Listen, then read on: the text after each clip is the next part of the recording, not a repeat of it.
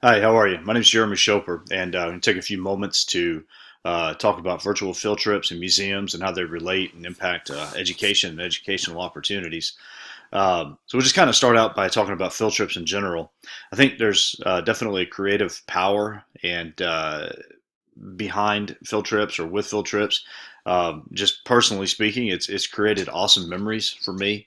I can recall very specifically all these years later a specific field trip I took while in high school. My journalism and English teacher took us to the Florida Today newsroom, and which was just very important to me at that time. I was just say journalism was very important to me at that time, and so that just had a huge impact on me, being able to see that and what I at that time had anticipated being my career. So again, awesome memories. Field trips create terrific hands-on learning opportunities, and if we do it well, really makes learning fun and create and interesting. Creates opportunities for experiences that a lot of times many students wouldn't be able to participate in. I grew up in what I would like to call a fairly typical middle income family and home, but without those field trips, from elementary school, I would have never seen an orchestra or a symphony perform. Never. And so those are experiences that I've had that I attribute solely to field trips from school. And then, of course, again, if done well, field trips make learning fun. I can think back a lot of times personally, and then hopefully last year as I took kids on field trips a couple of times, where I guess for lack of better terms, we kind of tricked them into learning and enjoying it. So that's just something that field trips, allows us to do. But I think we have to recognize that there's definitely limitations to field trips. Budgets are probably the first and foremost limitation. There's things that we would love to be able to do with our kids that money just won't allow.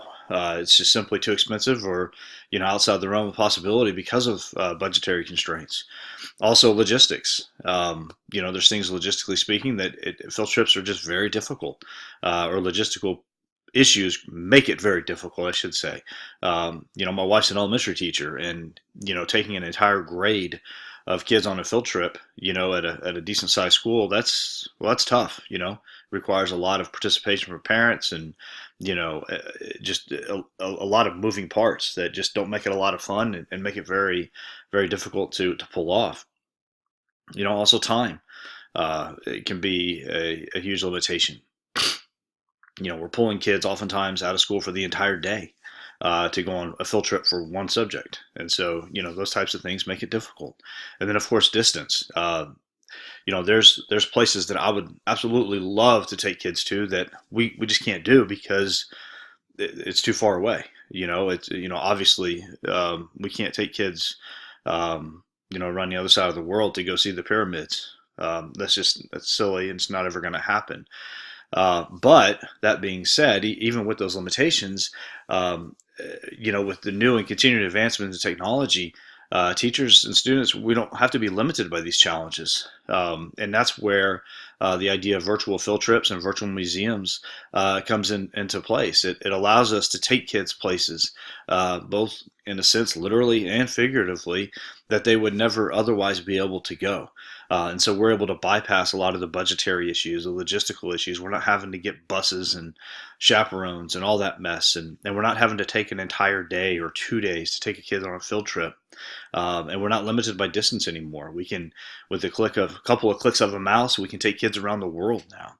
And so that's what I want to bring to your attention with this presentation, just to kind of share a few ideas and thoughts about virtual field trips and museums and the power that they can bring to your classroom, and to your kids' learning. So just continuing along here, kind of asking the question, what is a virtual museum? It's basically, kind of making up a word here, but it's the digitization, of contents from a museum. It's taking the museum and putting it online, to consume in that way. In other words, it's what happens when you put works of art, exhibits, and different learning experiences online. It's pretty simple. Now, while they started out, many, many years ago, when the internet was just, coming along in its infancy, it started out with videos and pictures, but the continued development and affordability with technology has really allowed most museums, or at least museums of note, that are noteworthy rather, to create virtual interactive learning environments. So, and a great example is the Louvre. And I'm going to show you that. It's a fascinating. Pardon me while I get us over there. Whoops. So if you look at the Louvre here, you can actually go to the Louvre, and it's just a really cool experience. And so it's at uvisit.com tour and then Louvre Museum, excuse me. And it just allows you to to be there. And you start with this 360, right? And if you're not familiar with this, it's just absolutely fascinating. And you just take a tour, like as if we were taking the kids into the museum. We can just literally walk through. Of course, now that I'm trying to make this video, my internet's going to slow down.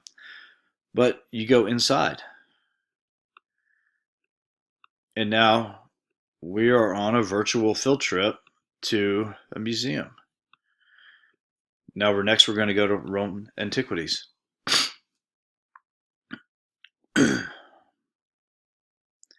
And so as a history teacher or art teacher, this would be just an awesome tool to, as you're teaching about the contents, here, to just kind of walk the kids through, and you can show them, hey, this is what it actually looks like there. Another one that would be great that goes along with this that is also available is the Sistine Chapel. Obviously, you cannot replace standing underneath in the Sistine Chapel and looking up at it.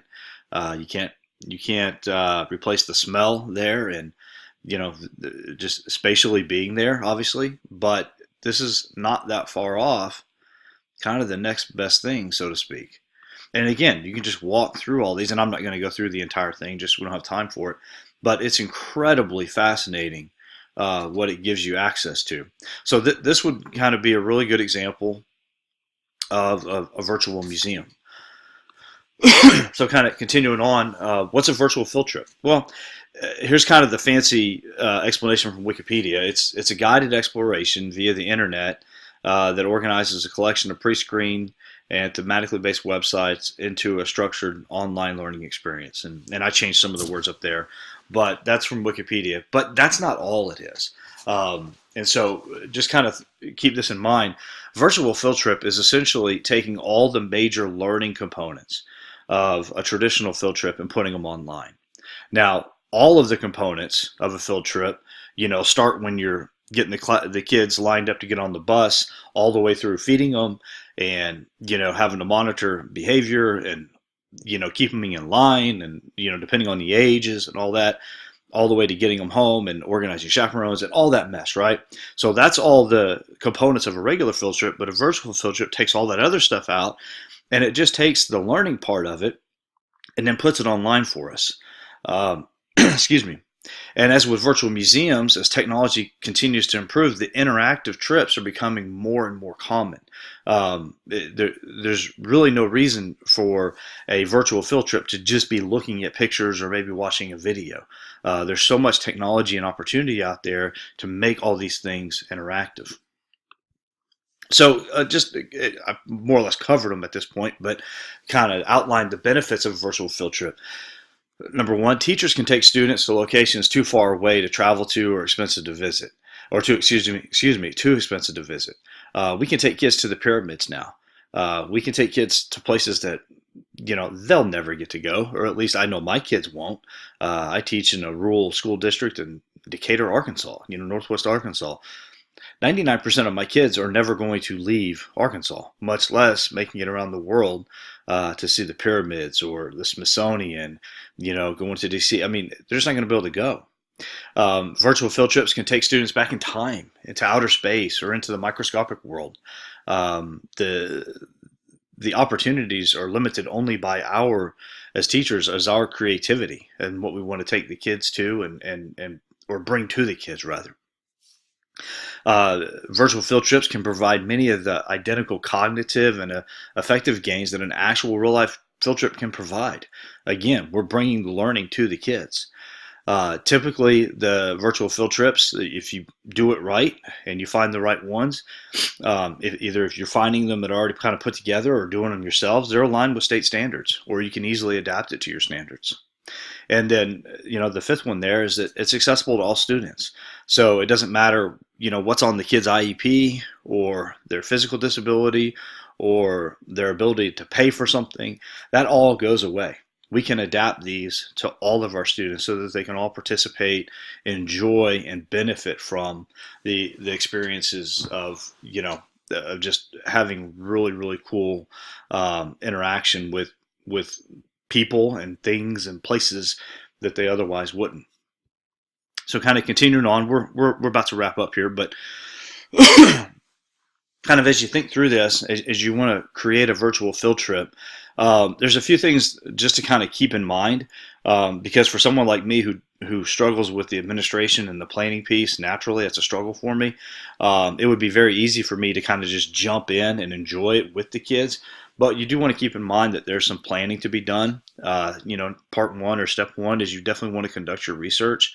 You want to go through everything yourself at least once or twice to make sure that everything's going to work, going to flow well, going to be appropriate for the age and so forth. You want a lesson plan for it. It's not, like back when we were in school, our teachers just loaded us up on the bus, make sure we all had our lunches, and they took us to the zoo or the museum or the aquarium or whatever, and we just went and enjoyed it. You definitely want to lesson plan for it, and make it as worthwhile an experience as possible. The third one is you want to design assessments for it, pre-trip, during the trip, post-trip, and make sure that we're being as professional as possible and effective as possible with the teaching. And then at times you may need to secure permissions. It may just come in the form of turning in your lesson plans ahead of time when we do that. But there may be, things if you're taking them or bringing to them a museum that has, some artwork that, may be inappropriate for or questionable sometimes, those types of things. So that's just something to consider. So we'll kind of wrap up with a few ideas here, places to go and things to do. The zoos, a great one is San Diego Zoo. Would encourage you to check that out. It's an interactive tour. You can ask questions of the zookeepers. I mean, it's just brilliant. Aquariums, the National Aquarium in Baltimore has a tremendous interactive portal, if you will. There's dozens and dozens of museums that are just awesome. I showed you the Louvre, Museum of Natural History, the British Museum, tons of museums out there just have great opportunities for the kids. And this is one that's really good, is the interactive video conferencing lesson, IVC lessons. Just check it out, nearpod.com. I'm about to run out of time here, so I got to shorten it up. But nearpod.com is one to definitely check out. And then the last thing, and this I hadn't previously mentioned this, but Skype interviews and guest speakers. So part of a field trip sometimes is we take kids to listen to people speak. Well, we're able to bring the speaker to the kids, and this is actually something that I'm going to do this year with my kids. I went to school with a guy who works at a major bank on Wall Street, and so I teach business classes, and so it'll be appropriate for a couple of my classes. We're going to get him on Skype and let him kind of talk to us about Wall Street and the business world and those types of things, and give our kids a chance to interview him and ask him questions about how he got where he is and those types of things. So that's going to be great for him. And then, another thing that we're doing is we're going to join together with another DECA group and kind of interact through Skype with another DECA group. DECA is just the school organization for marketing and business students.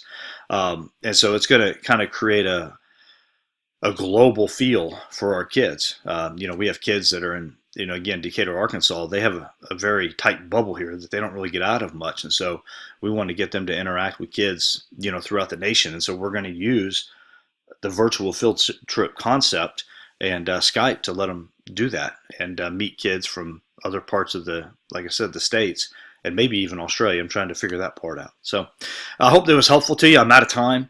I'm kind of long-winded and wordy with things, but I hope this was helpful, and appreciate you taking time to watch the video.